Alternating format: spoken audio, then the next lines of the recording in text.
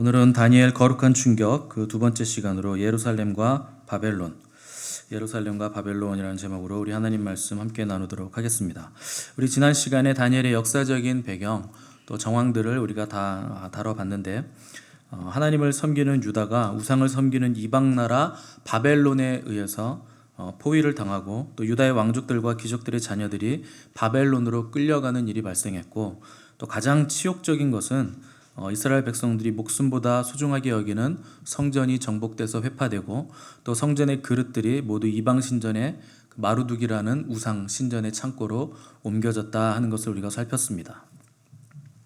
이로 인해서 이스라엘의 신 여호와가 바벨론의 신에게 졌다, 처참하게 패했다 하는 것이 이제 온 세상에 알려지게 되는데, 어떻게 하나님의 이름이 땅에 떨어지고 거룩한 성전의 그 기명들이 노략질을 당하도록 하나님은 침묵하면서 가만히 계셨는가 하는 것이 이스라엘 백성들의 이해할 수 없는 일이었습니다. 우리가 지난 시간에 이러한 일들이 일어난 원인을 2절에서 찾을 수 있었는데, 2절 첫 부분에 보시면 바로 주께서 그렇게 하셨다 이렇게 써 있습니다. 하나님께서 이 모든 일들이 일어나도록 허락하셨다 하는 것입니다. 오늘날도 이 땅의 수많은 재앙들은 도대체 왜 일어나는 것인가? 전염병은 왜 일어나고, 경제 불황, 또 교회 쇠퇴, 이런 일들은 도대체 왜 일어나는가? 하나님의 이름이 땅에 떨어진 일들, 하나님의 명성이 이방 사람들에 의해 밝혀지는 일들은 왜 일어나는가? 다 하나님께서 허용하시고 허락하셨기 때문에 그 일들이 일어나는 것이라 하는 것입니다. 그렇다면 우리는 질문을 해봐야 됩니다. 하나님은 왜 그렇게까지 하시는가? 그렇게 질문을 해봐야 되는데, 이유는 이스라엘 백성들이 우상 숭배를 자행했기 때문에 그런 것입니다. 제가 반복적으로 말씀드리지만 이스라엘 사람들은 하나님을 한 번도 떠난 적은 없습니다. 하나님을 늘 섬겼고, 늘 하나님이 하라는 대로 제사도 드렸고, 늘 하나님과 교제하기 위해서 1년에 3번 꼭 성전을 방문했습니다. 문제는 뭐냐? 하나님도 섬기면서 동시에 우상도 섬겼다 하는 것이 이스라엘 백성들의 고질적인 문제입니다.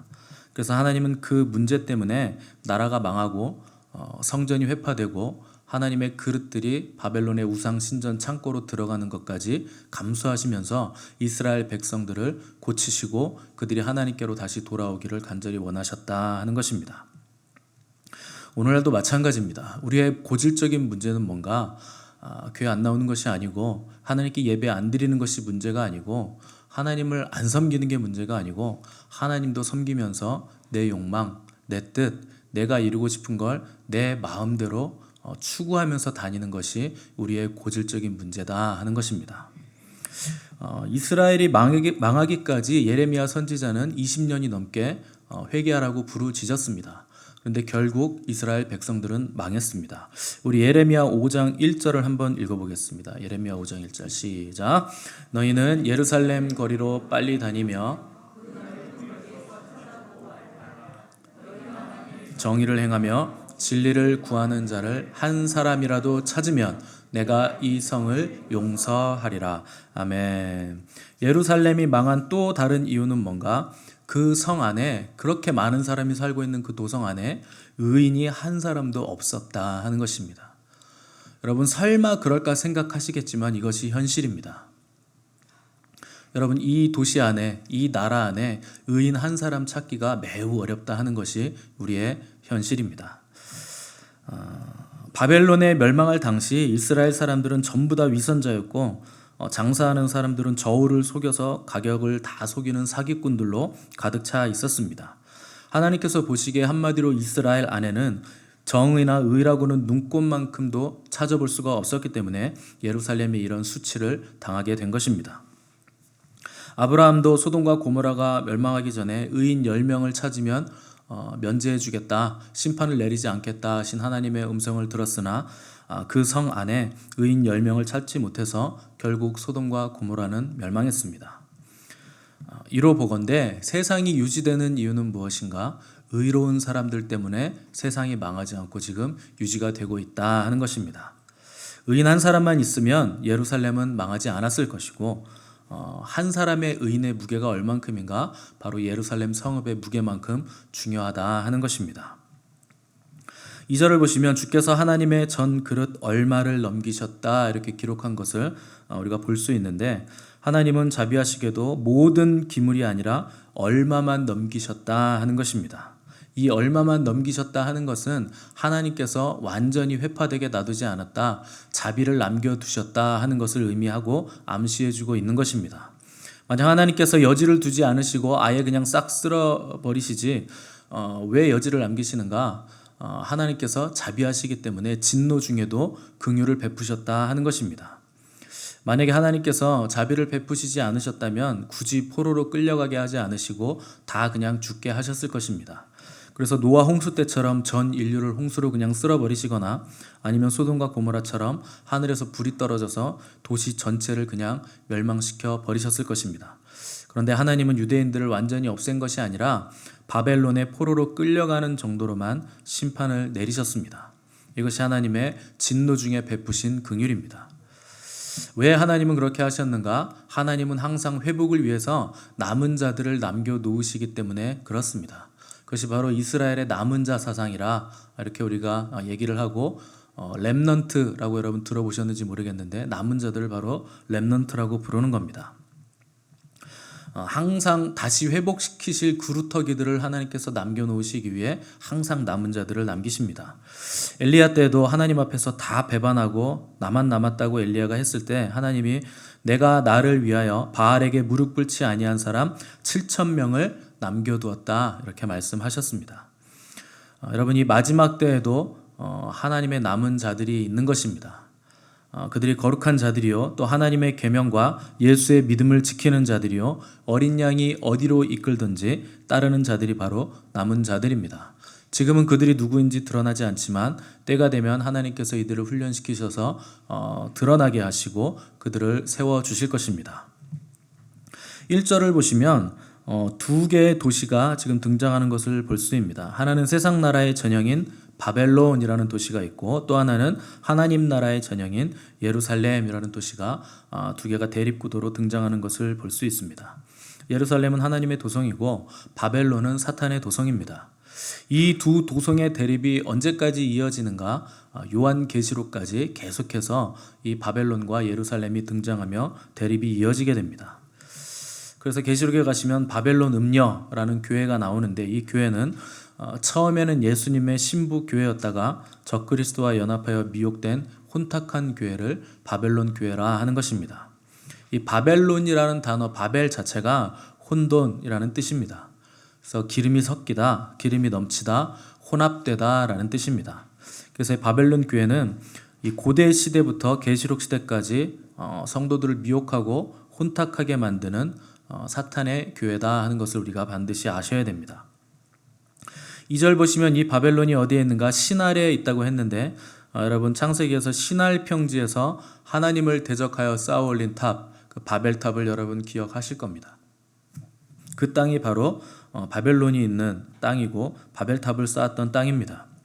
그러니까 이미 고대 세계에서부터, 신할 땅에서부터 하나님을 대적하는 세력이 극심하게 일어났고, 전 인류의 전 세대를 통해서 이 예루살렘과 대적하는 바벨론의 역사는 끊임없이 이어지고 있고 계시록 마지막 때까지 이어지게 된다 하는 것입니다.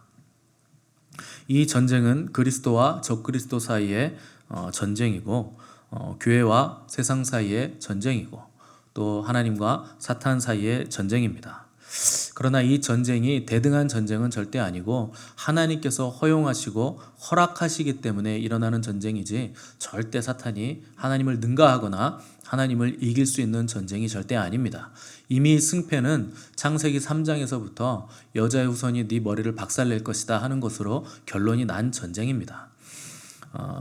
이 전쟁이 어떻게 지속될 것인가 하는 것을 다니엘서가 우리에게 잘 보여주고 있는 것입니다. 우리 3절에서 4절 말씀 한번 읽어보겠습니다. 3절 4절 시작.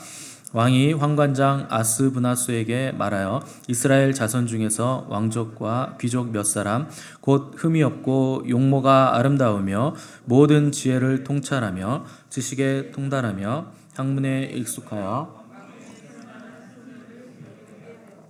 그들에게 갈대아 사람의 학문과 언어를 가르치게 하였고. 아멘. 자, 바벨론 왕 느부갓네살 왕은 굉장히 탁월한 왕이었는데 정치, 군사, 문화, 교육에 있어서 굉장한 업적을 이루어낸 왕입니다. 그가 전쟁을 통해서 한 나라를 정복하면 가장 먼저 하는 일이 정복 국가의 보물들을 탈취해서 자기 나라로 가져오는 건데, 그 중에서도 느부갓네살 왕이 가장 귀하게 여긴 보물들은 뭐냐? 이 정복한 국가의 어리고 젊은 인재들입니다. 그래서 왕족과 귀족 중에서 흠이 없고 용모가 아름다우며 모든 지혜를 통찰하며 지식에 통달하며 학문에 익숙한 인재 중의 인재들을 이 느부갓네살 왕이 쏙쏙 자기 나라로 빼왔다 하는 겁니다. 그 중에서 유다에서 끌려온 인재 중의 인재가 바로 다니엘과 세 친구였습니다.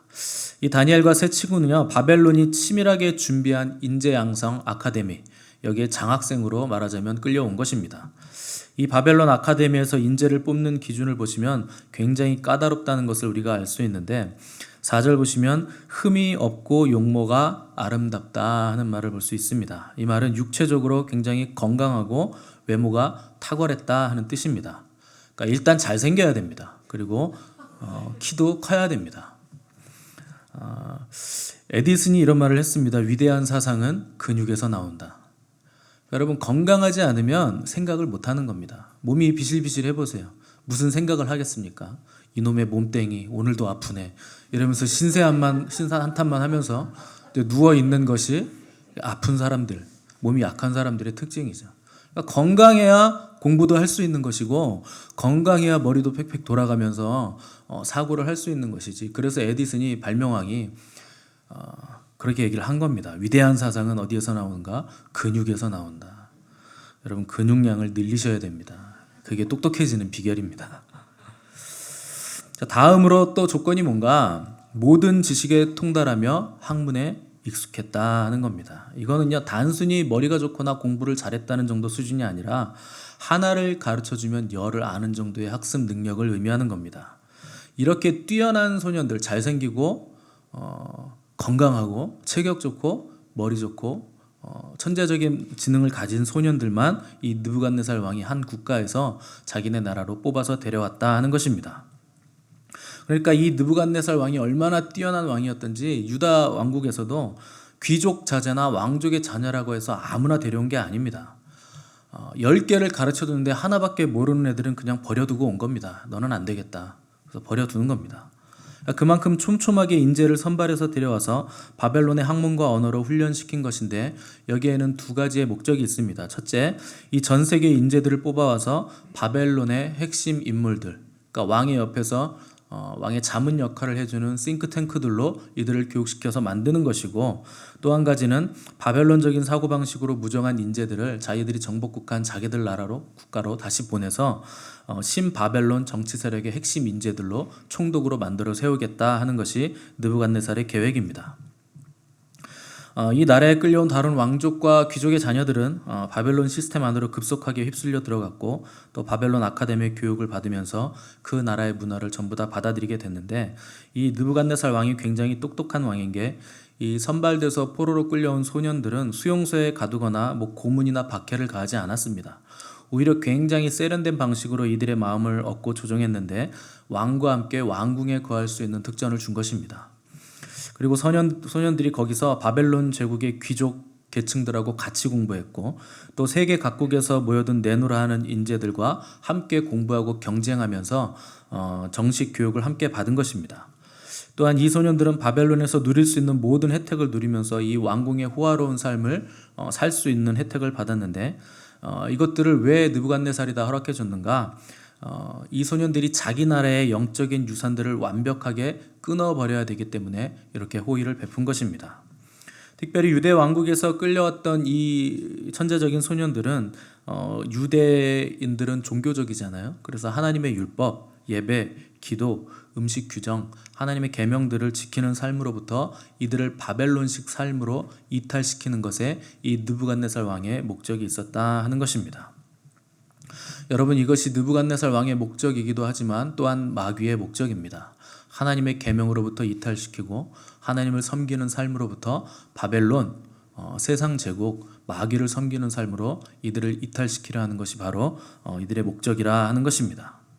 그런데 애석하게도 오늘날 많은 학부모들이 자녀들에게 하나님의 말씀과 교육을 시키는 것이 아니라 이 바벨론식 지혜와 학문을 가르치지 못해서 안달이 나 있는 상황입니다.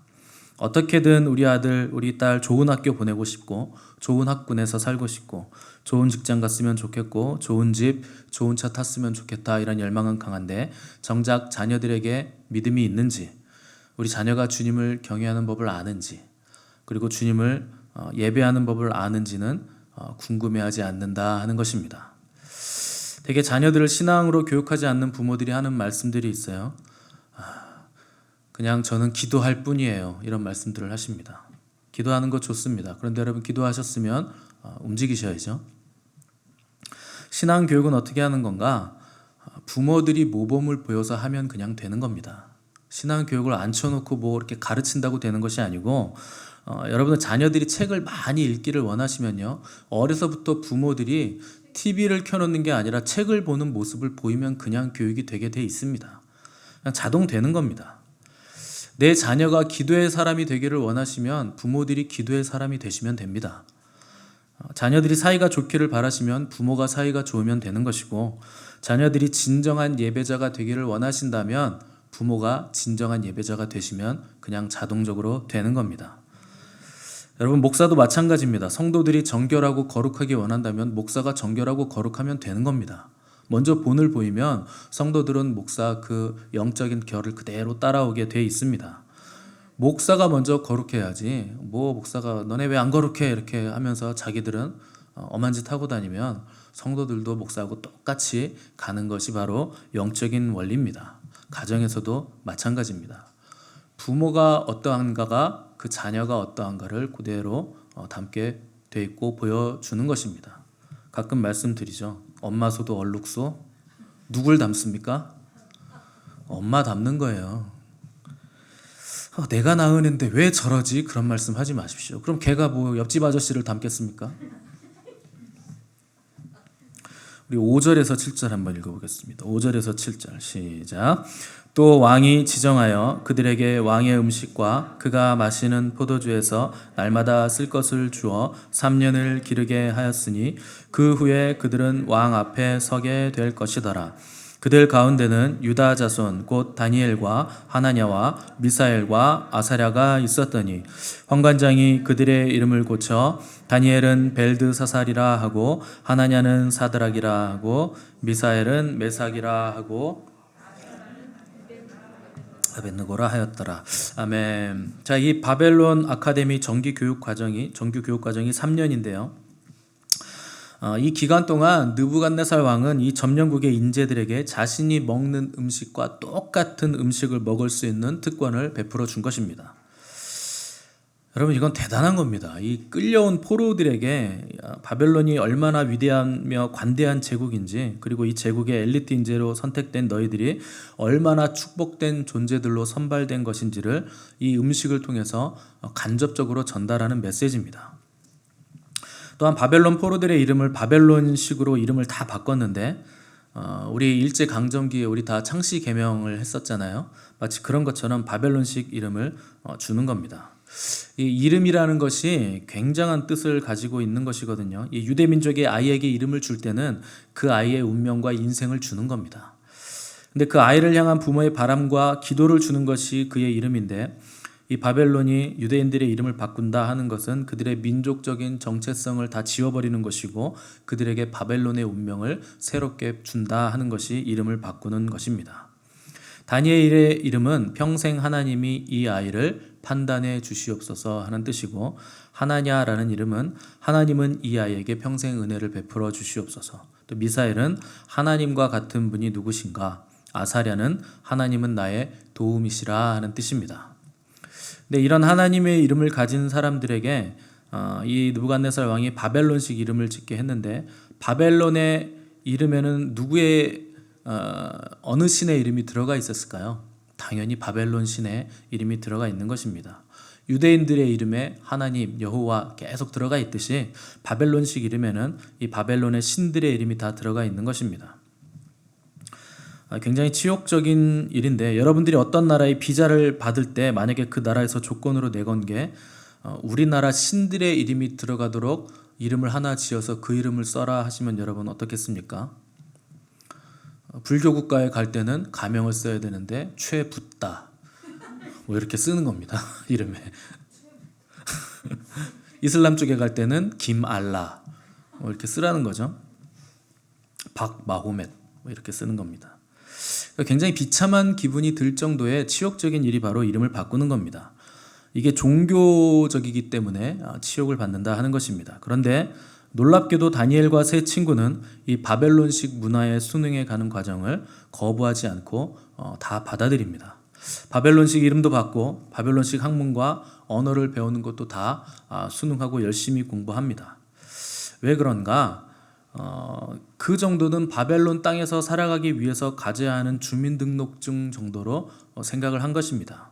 마치 모세가 이집트의 학문과 언어를 40년 동안 왕자로서 다 마스터했던 것처럼 다니엘과 세 친구는 바벨론의 학문과 언어를 할 수 있는 한 열심히 배웠던 것입니다. 어떤 사람들은 다니엘이 어떻게 그럴 수 있는가? 하나님의 사람이 바벨론식 이름 받고 바벨론식 교육 받는 게 말이 되냐?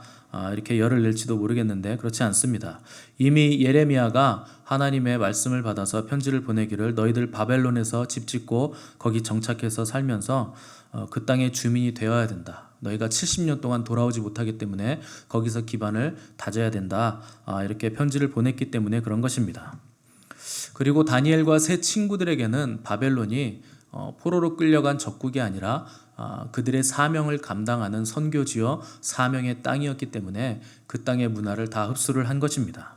우리가 사명의 땅으로 가려면 그 땅의 문화를 배우는 것은 당연한 것입니다. 그래서 다니엘과 세 친구는 바벨론의 학문도 배우고 명함도 파고 문화도 배우고 언어도 배웠습니다. 이 메소포타미아 문명은 고대 세계에서 가장 오래되고 발전한 문명이었는데 문학과 수학, 천문학, 또 원시, 과학, 또 점성술. 그러니까 이 점성술이라고 이제 우리가 표현하지만 사실은 천문학입니다. 그러니까 별을 보고 운세를 본다든가 이런 거를 보는 건데 점성술이 굉장히 발전했던 이 문화 분야에서는 굉장히 큰 성취를 이룬 문화가 바로 메소포타미아 문명입니다. 그런데 이 문명의 아주 고질적인 문제가 이제 우상들이 즐비하다 하는 것이 고질적인 문제입니다. 마술과 밀교와 음란이 가득한 종교가 바벨론의 종교였기 때문에 과학은 발전했지만 우상과 미신이 혼합되어 있었다 하는 것입니다. 그런데도 이 다니엘과 세 친구들은 바벨론의 학문 공부에 전념했고 다른 학생들보다 훨씬 더 뛰어난 점수를 받는 아주 특별한 인재들이었다 하는 것입니다. 이 바벨론의 문자를 쐐기 문자라고 하는데 히브리어 알파벳보다 이 쐐기 문자가 훨씬 더 복잡하거든요. 근데 이 유대인 10대들이 가장 뛰어나게 그것들을 다 배우고 읽고 말할 수 있었고 가장 뛰어날 수 있었던 이유는 뭔가? 하나님께서 그들에게 지혜를 부어주셔서 모든 것을 다 공부하고 이해할 수 있게 해주셨다 하는 것입니다. 자, 그런데 이 소년들이 다 순응하고 받아들였는데 갑자기 능동적으로 분위기를 확 바꾸면서 거부한 문제가 있었는데 그 문제가 바로 음식 문제였습니다. 우리 8절 한번 읽어보겠습니다. 8절 시작. 다니엘은 뜻을 정하여 왕의 음식과 그가 마시는 포도주로 자기를 더럽히지 아니하리라 하고 자기를 더럽히지 아니하도록 환관장에게 구하니. 아멘.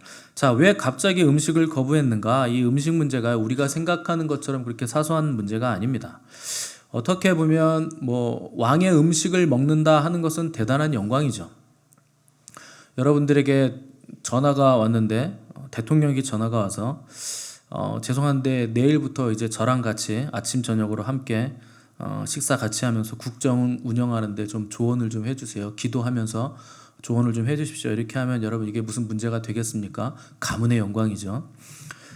그런데 느부갓네살이 음식을 지정해서 이걸 먹어라 한 데는 의도가 있습니다. 이 음식들이 바벨론 신에게 우상 숭배를 하도록 왕이 고안해낸 방법이기 때문에 이게 아주 큰 문제라 하는 겁니다. 이 당시에 바벨론에서 먹는 포도주와 고기들은요 전부 다 바벨론의 신들에게 바쳐졌던 음식들이었습니다. 그러니까 이 음식을 먹는다는 건 무슨 뜻이냐?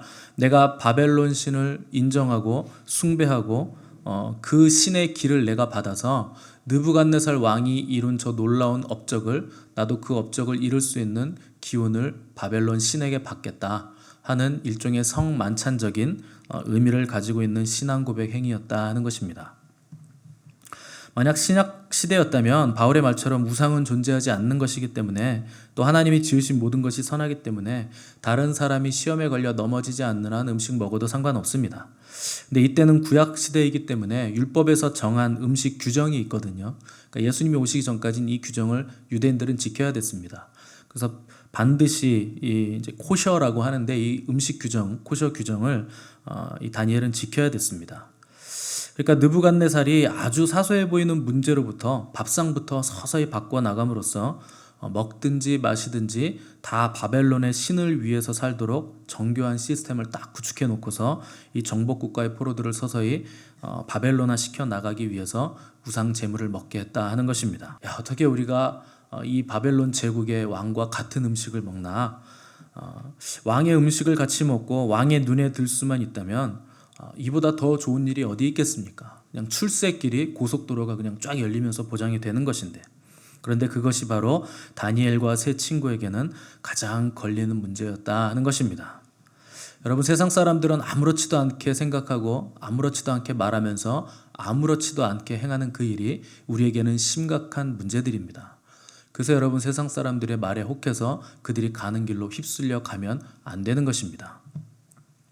이름 정도야 바꿀 수 있고 학문 정도야 배울 수 있고 언어, 문화 그 정도야 다른 나라에서 살려면 당연히 받아들일 수 있는 문제입니다. 그런데 내 육체 안으로 하나님의 영이 아닌 다른 악한 영들을 불러들이는 이 신앙 고백적인 행위는 내가 절대 용납할 수 없다 하는 것이 다니엘의 뜻이었습니다.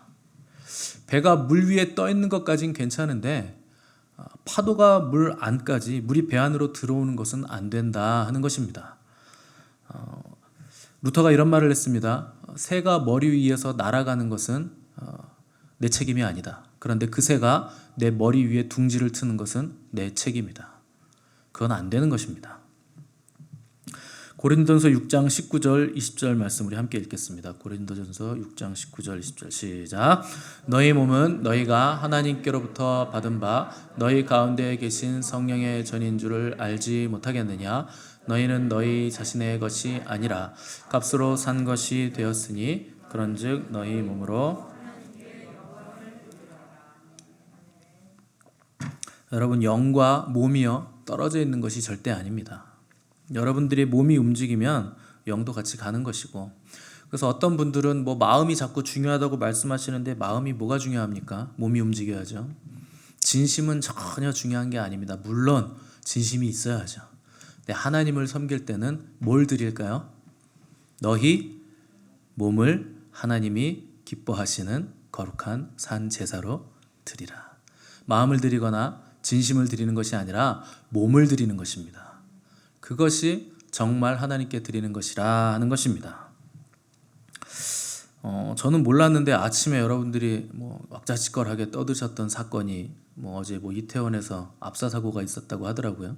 전 TV를 안 보고 사니까 몰랐습니다. 몇 분, 150분이나 죽으셨다고요? 149명이요? 어제 할로윈 축제였나 보죠? 그 청년들이겠군요. 그러면 대부분이 10대, 20대에서. 네. 아까운 생명들이 많이 죽었군요. 여러분, 할로윈이라는 거는요, 사탄의 가장 큰 1년 중에 가장 큰 기념 축제일이 할로윈입니다.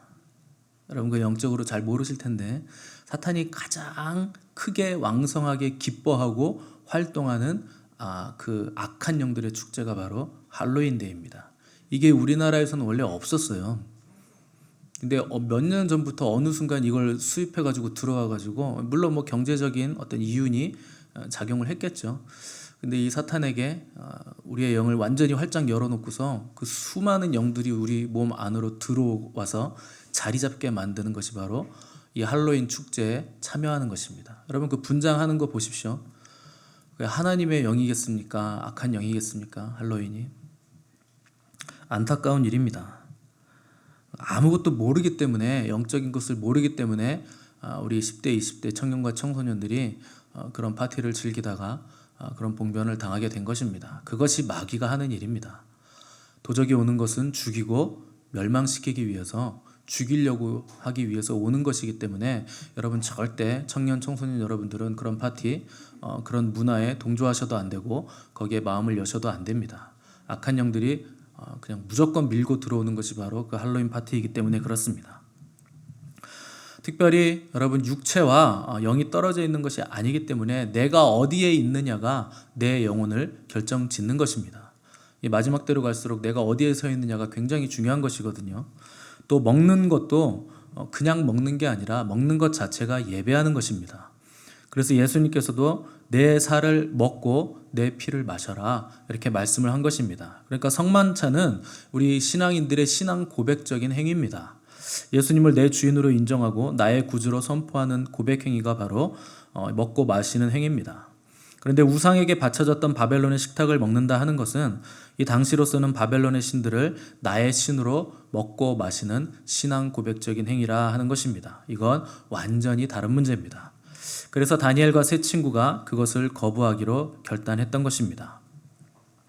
이번 기회만 잡으면 내 자녀가 하버드로 유학 갈 수 있고 대기업에 들어갈 수 있고 대통령 측근이 될 수 있는 확실한 기회가 있다고 하더라도 여러분 그 과정에서 신앙을 포기해야 되는 일이 발생한다면 이건 아니다 하고 단호하게 잘라내버릴 수 있어야 됩니다. 저는 가끔 누워있을 때 과거를 생각하면서 얼굴이 좀 뜨뜻해지고 이불킥을 할 때가 있는데 내가 왜 그랬을까? 그럴 때가 있어요. 저도 어렸을 때는요, 뜻은 정했는데 그 뜻을 정해놓고 마음을 지키지 못해서 무너졌던 경우가 많기 때문에 그렇습니다. 특별히 이 시대는요, 뜻을 정하고 지키기가 아주 힘든 시대입니다. 여러분, 교회가 아무리 용을 써도요, 이거 하나 못 이겨요. 우리 자녀들 스마트폰 가지고 있는 거 이거 하나 못 이깁니다. 여기요, 세상 모든 죄악과 음란과 불의들이 다 들어있어요. 이거 하나를 교회가 못 이기는 겁니다. 이 시대는 정말 마음을 지키기가 힘든 시대예요. 만화나 영화나 드라마 이런 거 보시면 성경적인 가치관들을 얼마나 왜곡시키고 있는지 말로 다 할 수가 없습니다.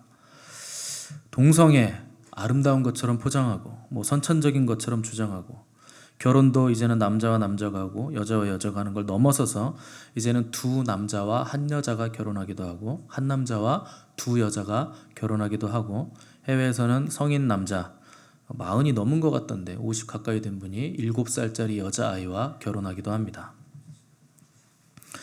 여러분 그건 범죄 아닙니까?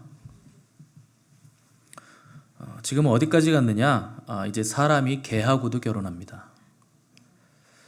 자식을 누굴 낳을지 저는 궁금합니다. 이제 인형하고도 결혼하고요. 강아지하고도 결혼하고 고양이하고도 결혼하고 돌멩이하고도 결혼을 해요. 로봇하고도 결혼합니다. 인형하고도 결혼하고. 그리고 하면서 그들이 뭐라고 부르느냐? 나 사랑합니다. 이렇게 사랑이라고 부르는 것입니다. 근데 정말 애통한 건 뭐냐면 교회 목사마저도 이런 것들을 인정하기 시작했다 하는 것입니다. 다 덫에 걸려서 넘어가고 있는 것입니다. 여러분 세상의 축제와 퍼레이드, 이 화려한 이벤트와 아름다운 영상미를 보면서 이 마귀가 우리의 달콤한 입맛을 계속 자극하지만 그 달콤함이 우리의 치아를 썩게 만들고 우리의 영혼을 파괴하는 것을 여러분 기억하셔야 됩니다. 그것이 마귀의 마지막 목적입니다. 그래서 우리는 여러분 섞이면 안 되는 것입니다. 바벨론은 섞인 기름 부으심, 혼잡함입니다. 섞이면 안 됩니다. 하나님은 섞이는 것을 가장 가증하게 여기십니다. 하나님 섬기는 게 문제가 아니라 하나님도 섬기면서 우상을 섞어서 섬기니까 하나님이 가증히 여기신다 하는 것입니다. 그래서 하나님이 구약에서요, 너희들 옷감 실로 짤 때 2가지 실 짜지 마라, 섞지 마라 이렇게 얘기하시고 씨 뿌릴 때 2가지 씨앗 섞어서 뿌리지 마라 이렇게까지 얘기하십니다. 절대 섞이지 말라는 겁니다. 여러분 세상 사람들이 아무리 괜찮다고 말해도 섞이지 마시기 바랍니다. 친구들이 다 하고 괜찮다고 말해도 여러분 섞이지 마시기 바랍니다. 섞인 예배, 섞인 찬양을 절대 하나님께 드리지 마시기 바랍니다. 여러분 찬양 드릴 때 내가 은혜 받으시면 안 됩니다. 예배 드릴 때는 절대 안 되는 거예요. 그거는 여러분들이 은혜 받으시는 찬양은 여러분들이 혼자 계실 때 하시고, 하나님께 우리가 공적으로 예배드릴 때는 하나님만 거룩하심을 존귀하게 높여드리는 찬양을 드려야 됩니다. 예배는 우리가 뭘 얻으려고 오는 게 아니라 하나님이 예배 받으시기에 합당하시고 마땅하시기 때문에 드리는 겁니다. 그러니까 절대 여러분 은혜 받으려고 먼저 날 구원하신 주 감사, 고단한 인생길 이런 거 부르지 마세요, 여러분. 뭐 고단합니까? 하나님 우리와 함께 계시는데. 내가 고단한 이유는요, 내가 하나님과 함께 있지 않기 때문에 고단한 거예요. 하나님은 영원토록 우리와 함께 계십니다.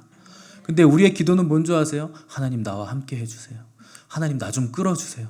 하나님 붙들어 주세요. 여러분이 가셔야 돼요. 하나님은 태초부터 영원까지 우리 옆에 바짝 붙어 계십니다. 우리가 안 가는 거예요. 뭘 붙들어 줍니까? 계속 붙들고 계신데 여러분이 하나님 손을 잡으셔야지. 하나님 손 이렇게 있어요. 여러분이 가서 붙드셔야 돼요. 근데 왜 붙들어 달라고 기도를 하십니까? 가셔서 붙드셔야지. 오직 하나님만 극진히 찬양하고 경외심으로 찬양하셔야 됩니다. 여러분이 예배드릴 때 상한 심령과 거룩한 경외감으로 하나님을 구하지 않는다면, 여러분의 삶 가운데 은밀한 죄들 그거 다 버리지 않는다면, 또 매 주일 교회에서 여러분들이 말씀 들으시고 계속 하나님의 음성 들으시면서도 용서하지 못하고 원한을 품으신다면, 또 성령님께서 계속 찔림을 주시는데도 거기에 반응하지 않으면서 그냥 입으로만 맞습니다, 아멘, 입으로만 찬양하고 여러분 앉아 계시다면 여러분의 예배는 다 섞인 예배입니다. 여러분의 자의식이 섞여 있는 거예요. 그래서 어떤 목사님이 그렇게 얘기하시잖아요. 교회에서 마귀들과 싸울지라 이거 찬송 부르는데 마귀가 같이 옆에서 마귀들과 싸울지 찬송을 같이 부르고 있대요. 그 옆에 쫄병 마귀가 대장님 정신 나간 거 아니에요? 마귀들과 싸운다는데 같이 찬양해요? 야 괜찮아, 쟤네 입으로만 저러는 거야. 아무 능력 없어. 너도 해, 재밌어. 마귀가 같이 찬양하고 앉아있대. 여러분 왜 능력 없는 찬양을 드리십니까? 하나님 거룩하신 분이십니다. 여러분 절대 하나님을 우습게 여기시면 안 돼요. 교회 안에서 죄를 버리라는 경고의 말씀이 선포되지 않고 교회 안에서 천국과 지옥을 말하지 않는다면, 교회 안에서 낙태와 동성애가 죄라고 말하지 못한다면 여러분 그 교회는 섞인 교회입니다. 여러분 거기서 나오셔야 돼요. 그들도 처음부터 섞인 것은 아닙니다. 처음에는 신부로 시작했다가 이 바벨론 왕이 주는 음식에 조금씩 혀를 갖다 대기 시작하면서 마침내 한 걸음 한 걸음 들어가서 창기로 전락하게 된 것입니다. 사람은요, 자기가 추구하는 것을 섬기게 돼 있습니다. 그래서 자기가 섬기는 것에 종이 되게 돼 있습니다. 그런데 세상은 우리의 섬김의 대상도 아니고 우리의 예배의 대상도 아니라 하는 것입니다. 여러분은 끊임없이 하나님을 추구하시고 거룩을 추구하셔야 됩니다. 무슨 일을 하든지 하나님의 영광을 위해서 사셔야 됩니다. 부지런하여서 게으르지 말고 열심을 품고 주를 섬기셔야 됩니다. 하나님을 우리를 그것을 위해서 부르시고 우리를 초청하시고 우리의 찬송을 받으시기 위해서 우리를 만드셨습니다. 내가 거룩하니 너희도 거룩하라. 너희를 부르신 거룩한 분처럼 너희는 거룩한 자가 되라. 이것이 하나님께서 우리에게 요구하시는 요구입니다. 불가능한 것이 아닙니다. 거룩은 우리가 얼마든지 선택할 수 있는 것입니다.